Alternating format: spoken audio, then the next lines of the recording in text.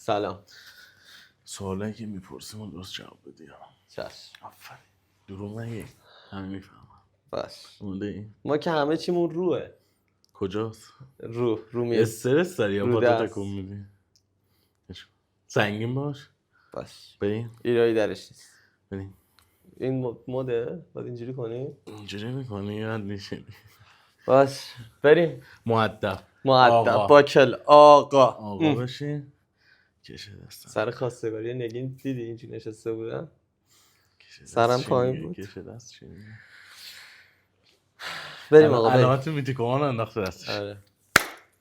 ساعتم باز شد. فرشی جان بریم ضبط. بریم. ضبطی؟ ضبط بودیم؟ پس اینا رو تو تدوین داره. در بیاریم. حتما. بفهم.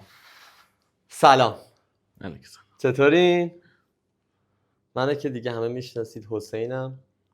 ایشونم که همه میشناسید، عرفان. منو خیلی هم میشناسم. همه میشناسن. اینجا هم هیتاکه. هیتاک. حالا چرا هیتاک؟ به خاطر اینکه هیتاکه یعنی او صحبت میکنن. باریکلا.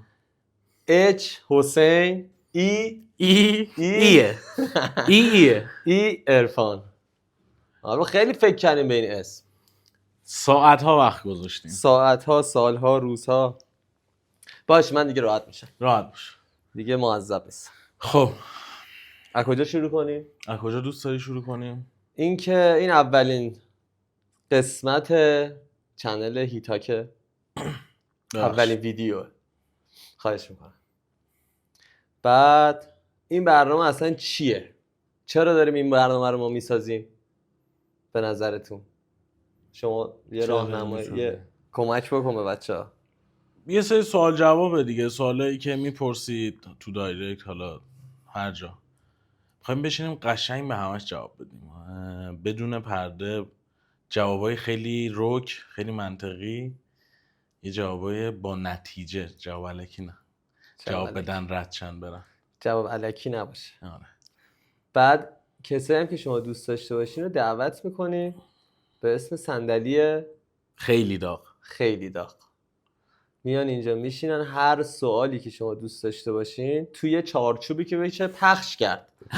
نه هر سوال شخصی نباشه دیگه. سوالی که بشه پخش کرد. دعوت میکنیم، سوال جواب میپرسیم، میکشیم بیرون ازشون. شما بسپرید به ما، فقط سوالای خفن بپرسید که حال کنیم همه. خیالتون. خب به نظرم این قسمت رو از خودت شروع کن. چرا من؟ چرا تو؟ چرا من؟ خب کسی راجع به من که فعلا سوالی نداره، پس از تو بپرسیم. بپرسید. هم یه ذره با فضای برنامه آشنا شم که قراره چیکار کنیم، چجوری باشه. هم یه سری سواله خیلی عجیب غریب تو دایره که از من میپرسن راجبت. از تو؟ از من راجب تو میپرسن. من به همین علت جواب دایرکت کسی رو ندادم راجب سوالای حسین، که بشینم قشنگ جلوی خودش ازش بپرسم براتون که به جواب برسیم. ما داریم برنامه رو ضبط میکنیم، از بقیه سوال بپرسیم. همین به خفتت ما رو خفت کردیم. آره خفتت کردیم حقیقتا. بفرم، من در خدمتم. من هر سوالی باشه با دل و جون جواب درست بدی چون بدم. قراره اینجا همه جواب درست بدن. جواب درست. خودت چراغ اول رو قشنگ سبز کن که هر کی میاد اینجا بترسه. چشم. آره. ما جواب درست میدیم. بسم الله. خب از عشق و نفرت 1 شروع میکنیم. تقریبا 1.5 سال پیش بود فکر کنم اولین قسمتش. چجوری بود؟ چی بود؟ اصلا یه صحبت کلی راجبش بکن فعلا. کلی که عشق و نفرت فصل 1 اولا که یه جمع خیلی، با اینکه بار اول بود همه بچه هم دیگه رو میبینیم، ولی خیلی خاکی، خودمونی، خیلی باحال بود. خیلی فضای دوستانه‌ای بود، عین خانواده بود. فیکس خب فیکس بخوام بگم عین خانواده بود. بچه‌ها خیلی خفنن خدایی. یعنی حالا من قسمت نبود توی کنار بچه‌ها باشم، افتخار نداشتم. تو 2 کنار بچه‌ها هستم، خیلی فضا خوبه. یه اشاره دستی کرد دیدم. فضا خیلی خوبه. یعنی ما شاید خیلی سر کار باشیم ولی چون بچه‌ها خیلی خوبن واقعا من زیاد خسته نمیشم. انرژیا خوبه، روابط خوبه، دوستانه است. من خیلی سر کار رفتم اومدم، هم اینجا اینجوری بودن. یه سری فضاها هست اذیتت میکنه، یعنی فقط دوست داری تموم شه بره. ولی این برنامه دقیقا من برعکسم، اصلا دوست دارم تموم شه قسمت ها، یعنی هی دوست دارم ضبط کنم. مطمئنم هم اینجوری ها، قطعا تو یکم همینجوری بوده با این بچه‌هایی که من میبینم. ببین توی فضای ضبط که میری بالاخره مسابقه است، چالشه، اینجوری نیست مثلا بشینی پشت میز صحبت کنی.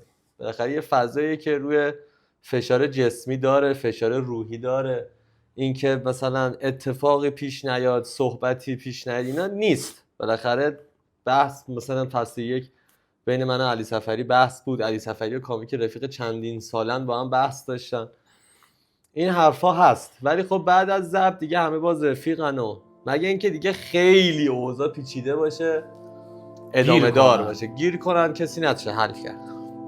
ولی در کل فضای خیلی دوستانه و حال داد، صمیمی. آره خیلی باحال بود. خوبه. خب یادش بخیر. واقعا من قشنگ برنامه رو دیدم. من خیلی اون موقع قشنگ با دقت میشستم میدیدم، خیلی دوست داشتم این برنامه، هنوزم دوست دارم. فصل 1 خیلی میشستم، واقعا منم منتظر بودم هر لحظه قسمت جدیدش بیاد. خیلی با لذت میشستم برنامه میدیدم. خیلی دم اشکان گرم بابت همچین برنامه، یعنی و مدیریت همچین برنامه واقعا سخت. یعنی شما قوی ترین سرمربی دنیا داره 11 نفر تو زمین هندل میکنه، ولی اشکان تقریبا تو کمترین حالت 30 نفر رو داره هندل میکنه، تو کمترین حالت. خیلی سخته، 30 نفر، ذهنیت مختلف، دیدگاه مختلف، با اخلاقای مختلف، بالاخره سخته دیگه. من خودم ته تهش بودم 4-5 نفر هندل کنم. باز تو خوبی، من نهایت یه نفرم نگینم.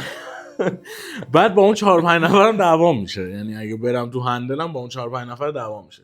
ولی خدای اشکان خیلی کار سختی داره انجام میده، واقعا دمش خیلی گرم. کم خوابی هست، این ماچ به تو خانواده هست، این ماچ هم وسط کار بهت فشار حالا هست، بچه‌شو نمیبینه. بالاخره ببین شما وقتی پدر میشی خیلی زندگی فقط یه جور میگن من پدر شدم. نه من پدر نشدم. چند سالشونه بچه‌تون؟ بزرگه، خیلی بزرگه. بزرگه.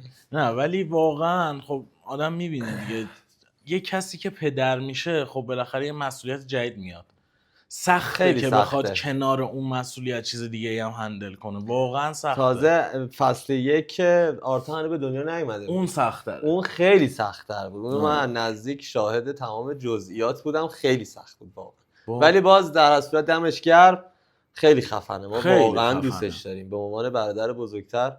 من خودم که خیلی دوستش دارم. آفرین. دقیقاً من دیروز یه پستی که واسم فرستاده بود یکی از این دوستان عزیزی که برنامه رو دنبال میکنن. کدوم دوست عزیز؟ نه بچه فن پیج برنامه. فکر کردم اون چند تایی که من میشناسم. نه فن پیجای برنامه. یه متن خیلی خوشگل روش نشد.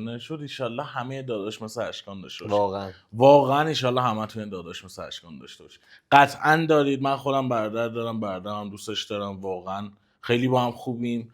ولی کسایی که برادر ندارن واقعا نمیدونم، کاش که یه داداش مثل اشکان داشته باشن. نمیدونم. خب نریم تو حاشیه دیگه فعلا. باش، حاشیه واسط دارم. اصلا میخوام یه سری چیزا رو تو بگی. من اینجوریم، همه میدونن. آره هیچ وقت گردن نمیگیره، پنهان گردن بگیره رو همه میدونن. برای من که میفرستن کجاها زیر کدوم پستا قلب میذاری؟ من زیر هیچ پست قلب نذاشتم. باش، اینو یادتون باشه تو تدوین اسکرین شاتشو بذارم. بذار اگه چیزی بود بذارید. من با کسی تعارف ندارم، هم میدونن. خب بریم سراغ. بریم. یکی از سخت‌ترین جاهایی که عشق و نفرت داشت کجا بود؟ در لحاظ احساسی یا عشق و نفرت 1 احساسی خیلی بهت فشار اومد. میدونم، ببین من میگم برنامه رو میدیدم، خیلی جاهاش خب فشار داشت، احساسی، روانی، جسمی. ولی اگه بخوای یه دونش رو بگی کجا رو میگی؟ خیلی دیگه تحت فشار بود. ببین من اون تایمی که با نگین به مشکل خوردیم و اینا، خیلی رابطمون خوب نبود. همین که من توی برنامه بودیم که من نگین رو میدیدم ولی کنارم نبود، خود اون از اول به بسم الله واسه من خیلی شرایط سختی داشت. نسبت به اون دوست داشتن و علاقه‌ای که من بهش داشتم خیلی سخت بود. ولی فیکس بخوام یه جا رو بگم که خیلی از نظر روحی واسم سخت بود، قسمت 5 چالش آتیش خودم بود. خیلی دارک، خیلی سخت بود. ببین تو اون فضا که تو قرار میگیری انقدر فشار روحی روانی، ببین تمام عزیزانی که بلند بگو خب هیچ بگو. تمام عزیزانی که دوستشون داری کنارتان همه میان جلوی چشمات با تمام خاطرات که و خدا نکرده اتفاقی نیفته، چیزی موضوعی پیش نیاد از دستشون بدی، یا خودت اگر واسط اتفاقی بیفته اون آدمای دور و برت چه حسی رو پیدا میکنن. خیلی سخت. من خودم صحنه آتیشو وقتی میدیدم واقعا اذیت میشدم. منی که تازه اصلا نبودم اونجا، نمیدونم چه جوری بود. خیلی سنگینه اون صحنه، خیلی سنگین بود به نظر من. خیلی سخت بود خیلی واقعا سخت. تو اون لحظه. مثلا الان شاید 1 سال خورده گذشته باز هم ویدیوشو ببینیم ممکنه مثلا حالمون یه ذره تغییر کنه، ولی اون لحظه تو اون شرایط واقعا نمیشه چیزی گفت راجبش. واقعا سخت بود. از اون برم آرتا به دنیا نیومده بود، مرجان خانم هم اونجا بود. خود اشکان یهو تصمیم گرفت بره تو آتیش، تو اون شرایط بعد کلبه داشت میریخت دیگه. اون طرف دیواره اونور دیگه نصفش ریخته بود، یعنی هر آن امکان داشت کلش بریزه. تو ویدیو هم دیدی که یه 4-5 دقیقه بعدش کلش ریخت. یعنی یکی از ماها اون تو بود. خیلی خطرناک. خیلی خطرناک بود.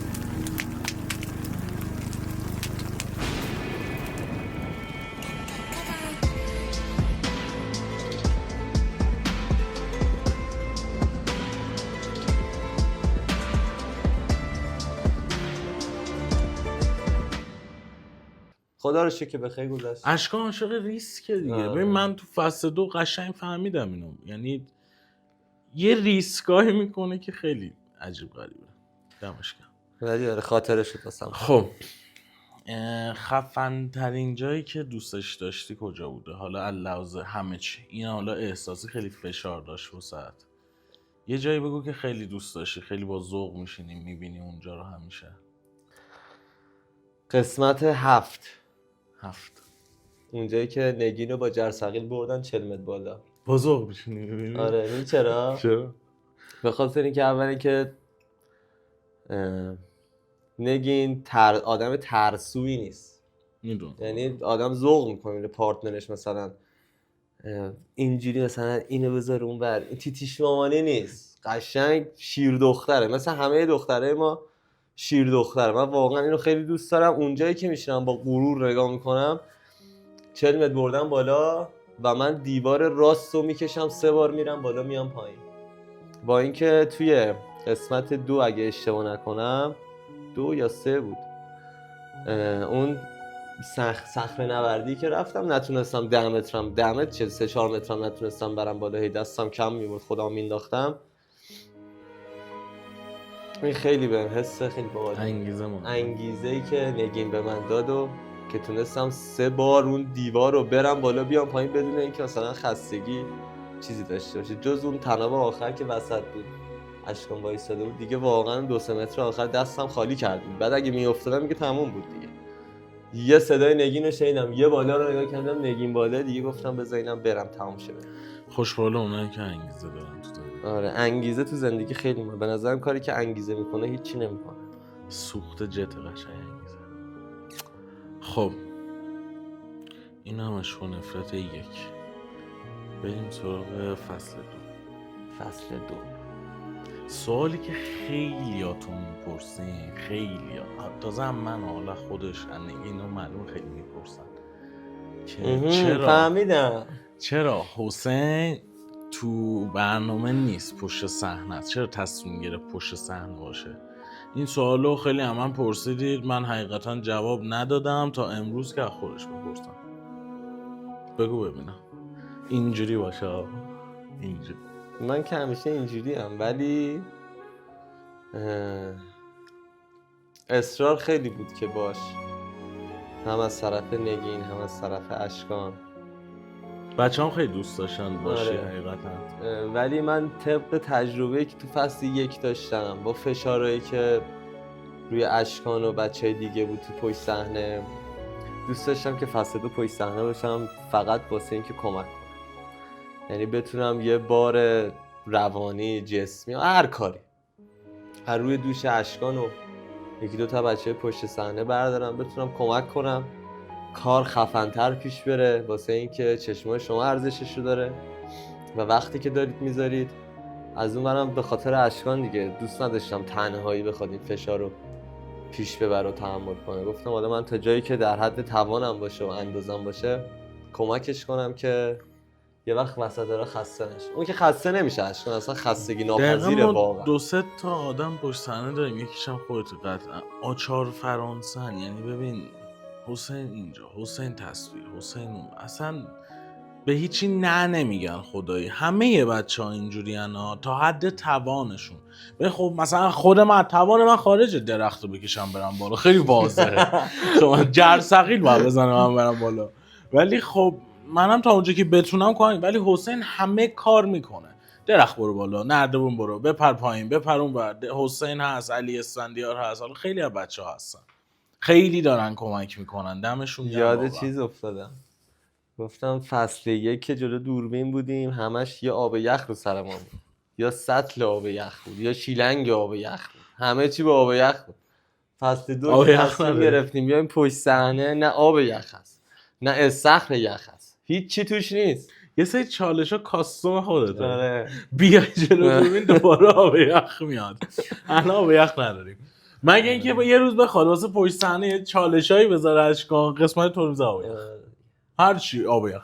آب یخ حسین رو بگید بیا. حسین بیا آب یخ، حسین بیا آب یخ. اینم خلاصه به خاطر همون سوالایی که راجع به فصل 1 ازت پرسیدم میخوام راجع به فصل 2 هم بپرسم که سخت‌ترین جای احساسی تا اینجا واسط کجا بوده تو عشق و نفرت 2؟ من خودم هم خیلی جا اذیت شدم واقعا. خیلی بعضی از سکانس‌ها خیلی بار روانی داره، شاید متوجهش بشید تا حدودی، ولی تا موقعی که تو صحنه نیستید اصلا یه سری فشارهای روانی هست آدم دیگه میترکه یهو تو. حالا این سوالو تو جواب بده ببینیم که چجوریه. قسمت دل همین قسمتی که پخش این که اصلا من خودم حقیقتا دوربین رو ول کردم رفتم آخر کار واقعا. یعنی یکی از بچه‌ها مرزا و هدی کنارم بود، گفتم من میرم اصلا دیگه کشششو ندارم. خیلی سنگین بود، یعنی فضای سنگینی شد یهو. اصلا اون وضعیتو که میدیدی آدمای مهم زندگی تو داری خودت با دستای خودت میزنی.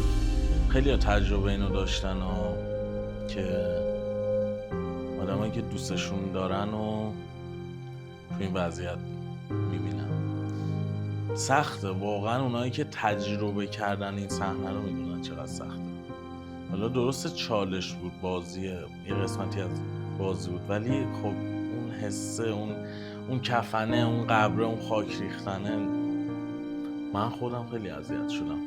خیلی هم من پرسید که چه حسی داشتی مثلا بچه ها رو میدیدی، نگین رو میدیدی اون تو اون وضعیت. من خیلی اذیت شدم. یعنی من خودم وقتی برنامه پخش شد حقیقتشو بگم،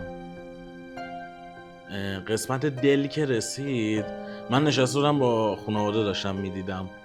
قسمت دل که رسید رفتم تو اتاق خودم تکی دیدم. حقیقتا واقعا نمیتونستم جلو کسی اون قسمت رو ببینم، چون هی مرور میشد اون صحنه و سنگین بود. حالا واسه حسین که قطعا خیلی سنگین تر بوده. من تنها چیزی که ازش میترسم همین اتفاق. آدمایی که همون جمله که قبلش گفتم، عزیزایی که دور و برتن و این اتفاق بیفته و تنها اتفاقیه که دست هیچ کدوم از ماها نیست. یعنی شما این اتفاق بیفته هیچ کاری نمیتونی بکنی. مثلا بگی مثلا دکتر و دوا و درمون پول بدی، نمیدونم این کارو، نه خیلی جا با پول حل نمیشه، کاری نمیتونی بکنی. و من همیشه ترس این اتفاقو دارم و مطمئنم هست با من. حالا واقعا فکر کنم فوبیای خیلی ها هستین. حالا یه سری از دوستان که میگن مگه چیه، خب شما که میدونستید بازی مسابقه است، چرا این حس بهتون دست داد؟ ولی اینقدر اینکه راحت شما بگی. بخوای تو اون صحنه یکی از عزیزانتو ببینی که داری اصلا بازی، برنامه، مسابقه، چالش، هر چیزی که شما اسمشو میذاری، شما وقتی یک اتفاق واقعی زندگی رو بیای به تصویر بکشی در هر قالبی، بالاخره اگر احساس داشته باشی حالت بد میشه. اصلا نمیتونی بگی که خب ما که میدونیم اصلا شما مثلا میری اتاق فرار، مگه نمیدونی اتاق فراره؟ چطور اکتورش میاد میترسونتت میترسی؟ با فیلم ترسناک این نمیشه، فیلم فیلمه، ترسناک تلویزیونه، فیلمه. ولی خب همه میترسن، همه خب میترسن، نمیتونی بگی تو که اون این فضای قرار میگیری تو خیلی از فرق همه می‌کنه. مهمتر، حالا به غیر از فضای، این که تو اون شخصی رو که دوستش داری به عنوان نفر اول زندگیت واسهش هر کاری میکنی، واسهت مهمه، جون تو حاضری بهش بدی، اون آدم رو تو داری تو اون صحنه میبینی. اصلا نمیتونی بگی که نه اصلا حسی نداشته باش. من الانم خیلی خودم رو کنترل کردم، یعنی دارم هی ذهنم میبرم این ور اون ور که اون صحنه خیلی یادم نیاد، که خیلی الان درام نشه دیگه. ذره یه جمله بگم به قول خدا بیامرز علی انصاریان، میگه ایشالله مرگ من زودتر از مادرم باشه. آره واقعا من این جمله رو همیشه هر صبح ته دلم میگم. فضای دارکیه ولی خلاصه که همیشه حال دلتون خوب باشه. خب یه ذره بحث رو ببریم فضا رو عوض کنیم. خفن ترین جاش کجا خیلی حال کردی؟ عشق نفرت 2.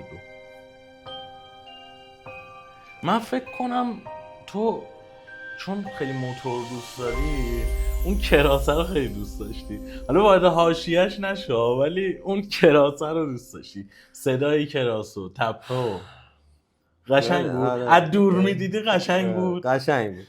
همین رد شیم بریم. قشنگ. ولی اگر باز من تو این برنامه بودم اشکام گفتیش آقا یه شیلنگ بیارید، حسین با موتور داره میشه یه آب یخ ببر تو آب یخ، برو از تپه ببر تو آب یخ.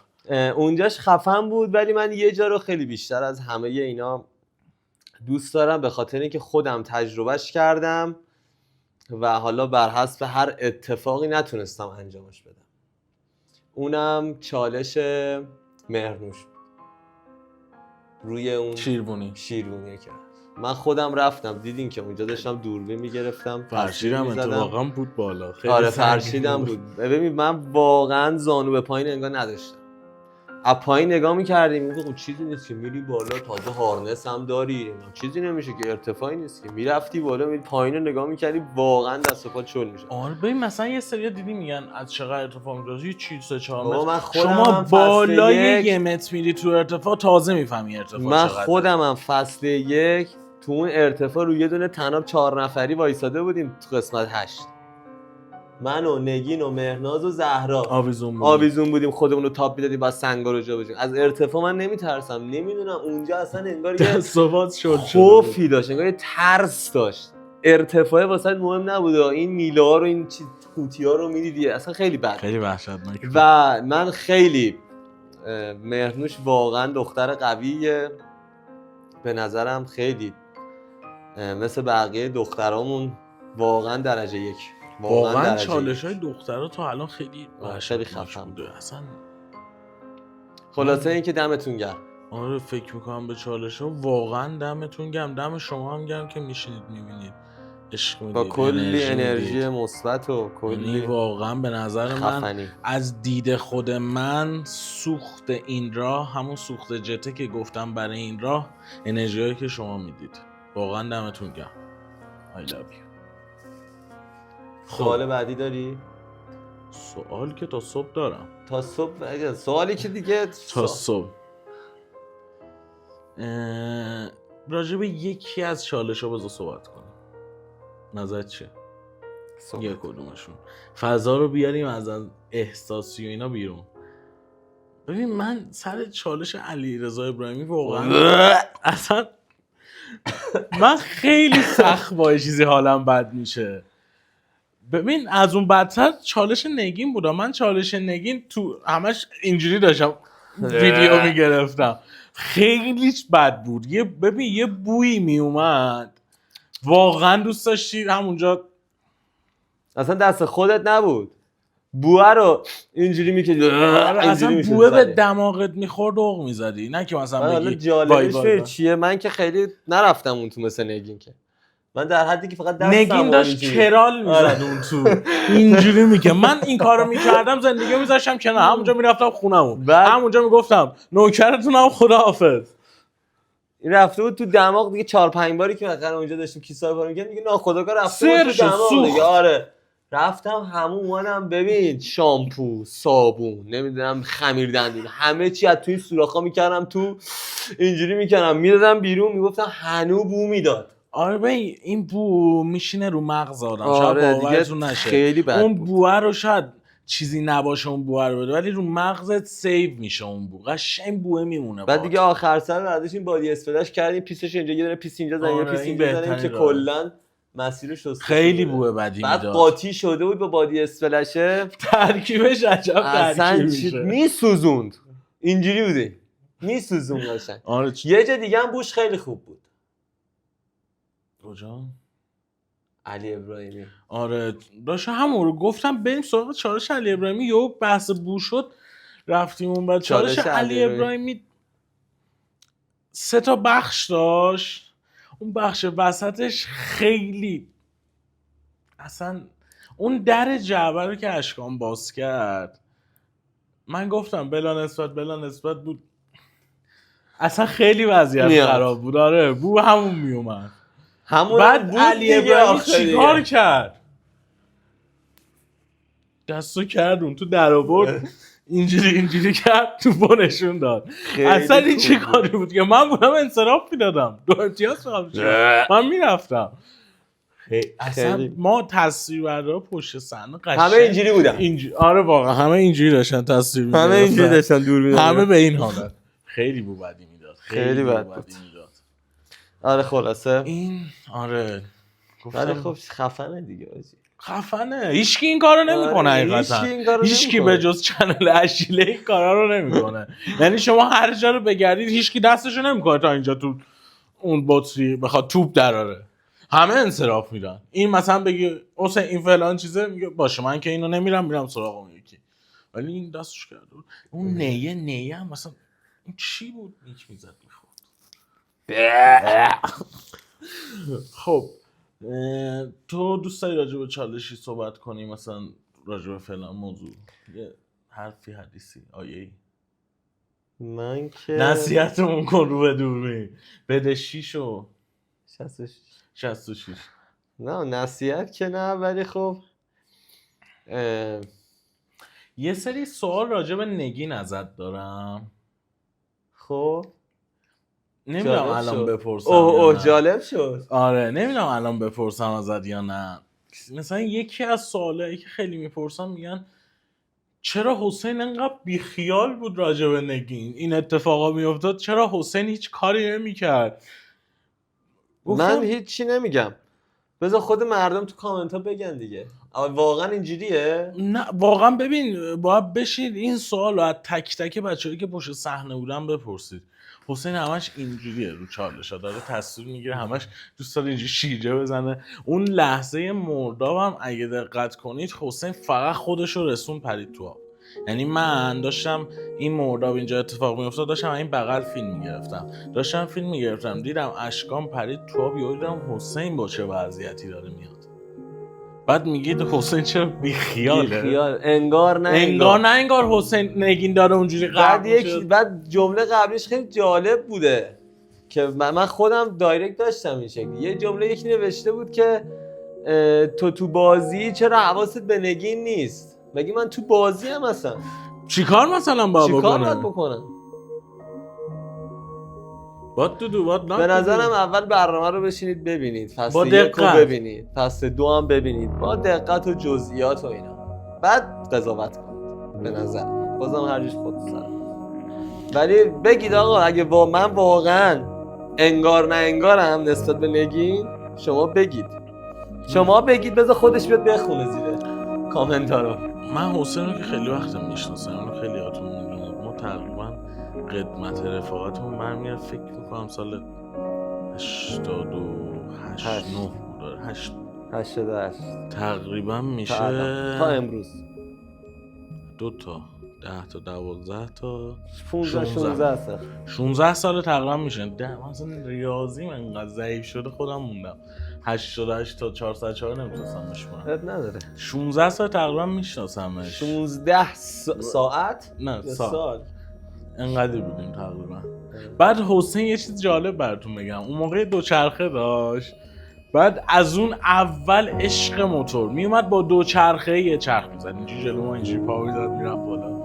از اون از انقدرش حسین عشق موتور، عشق این هیجان. آره خیلی هیجان دوست داشت. بعد همیشه هم دست و بالش زخم بود، یعنی هی میرفت اینجوری دوچرخه میکشید بالا میخورد زمین میرفت اونجوری شد اونجوری اون بودم که اینم الان. آره اینو میخواستم بگم. با این آشناییتی که من با تو دارم من خیلی کم میبینم همچین کسایی که پارتنرایی که کنار هم اینجوری هم. خودم بالاخره دوست رفیق آشنا زیاد داره که با هم پارتنر. این عشقشون واقعا تخته بزنیم به تخته خیلی دوست داشتنی. خیلی به خاطر اینکه من خودم همیشه سعی کردم که رفیق باشم. رفیق از چه نظر رفیق باشم؟ از این نظر که اول که پشتوانه باشم، میخواد هر کاری میخواد بکنه جلوش صد نشم، حتی اگر بدونم براش بده میگم اب نداره برو تو دلش، منم پشت سرت میام. همراه نه همدست. آره همدست. که بذار تجربه کنه دیگه. آقا ما الان چون اومدیم تو رابطه دلیل نمیشه خیلی چیزا رو تجربه نکنیم. محدودش آره نمی‌کنم. نباید کسی رو محدود کنم. خیلی قشنگه که طرف مثلا میگه ای بابا چه اشتباهی کردم با فلانی رفتم تو رابطه ها، مثلا فلان تجربه رو نمیتونم داشته باشم، فلان کار رو نمیتونم بکنم. خب این یه سال 2 سال 3 سال زده میشه طرف از من دیگه. هر کسی دیگه ای باشه زده میشه، خسته کننده میشه، رابطه تکراری خسته کننده. دقیقاً قبل از شروع یه رابطه آداب رابطه رو بلد باشید به نظر من، که همدیگه رو از خودتون دور نکنید. چون این دوتا خیلی این آدابو میفهمن واقعا عشقشون قشنگه. یعنی اینو خودتون هم میدونید دیگه، میبینید چقدر خوبن کنار هم. خیلی خوبیم کنار هم. خوب ببین بالاخره بحث پیش میاد همیشه دیگه، ولی دلیمانزوی دلیمانزوی آره الفان.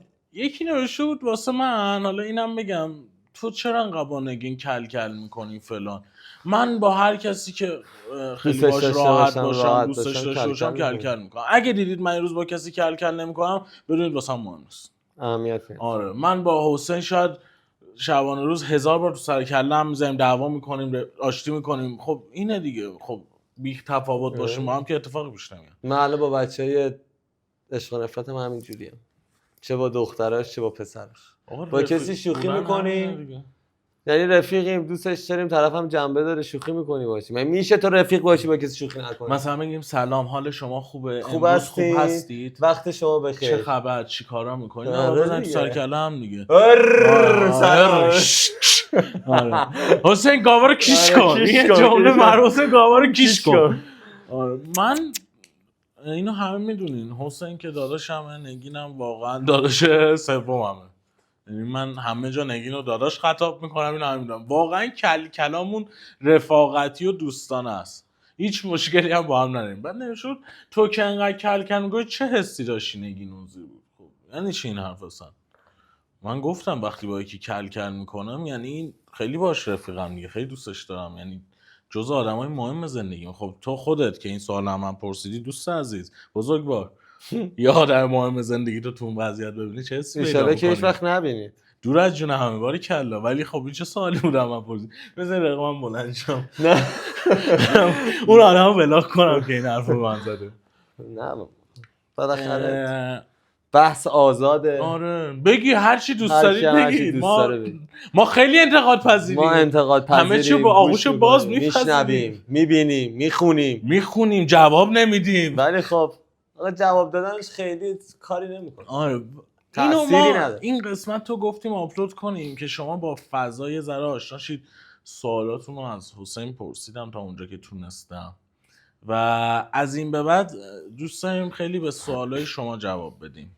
ما خودمون که 1000 تا سوال میتونیم هم بپرسیم، او ولی تا دلت سوالایی که شما دوست دارید رو از می‌خوایم اون ور بپرسیم. سوالایی میتونی بپرسی که قابل پخش نیست. آره من مثلا یه سری سوال میتونم آره. بپرسم که کلا با بوق بزنیم همه جاشو، آره. به درد نمیخوره، اونا جذاب ولی نیست. یک روزی بدون بوق یه روزی جلو همین دوربین تکلیف تو رو من روشن میکنم. تکلیف همون روشن نکردش باش. آخرش.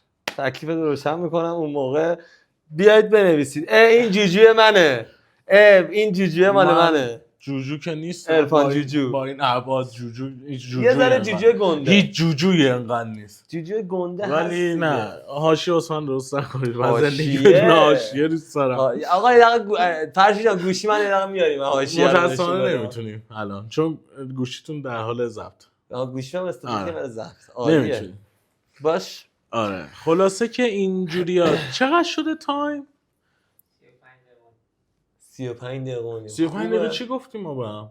خوب گفتیم. خب پس جمع کنیم که وقتی بچه‌ها بیش از حد نگیریم. ویدیو اول دمتون گرم، خیلی زیاد دمتون گرم. و اینکه ما این برنامه رو واسه شما می‌خوایم درست کنیم. سوال، شخصیتی که دوست دارید کامنت کنید واسمون، یا توی چنل تلگرام ناشناس. چنل تلگرام داری شما؟ با افتخار. پس چنل تلگرام با عرفان هم واسهتون میذارم. 18 میلیون ممبر.